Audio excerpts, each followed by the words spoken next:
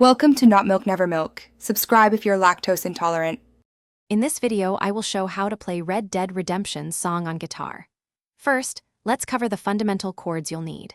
We'll start with a G major, then move to a C major, and finally an E minor. These three open chords form the backbone of the song's main progression. Focus on pressing down firmly with your fingertips to ensure each note rings out clearly.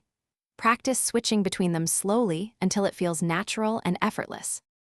Now that you have the chords down, let's add the strumming pattern. The Red Dead Redemption theme often uses a gentle, flowing rhythm. A basic down-down-up-up-down-up pattern works well for this.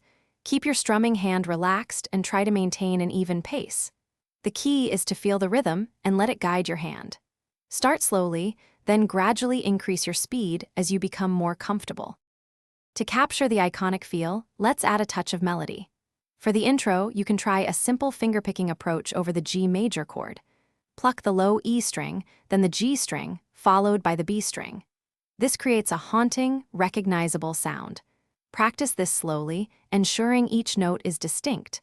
Once you're comfortable, try integrating this fingerpicking with the chord changes we discussed earlier for a fuller sound. Consistent practice is crucial for mastering any song. Aim for at least 15 minutes each day, focusing on the areas where you feel less confident. Using a metronome can significantly improve your timing and help you stay in sync with the song's tempo.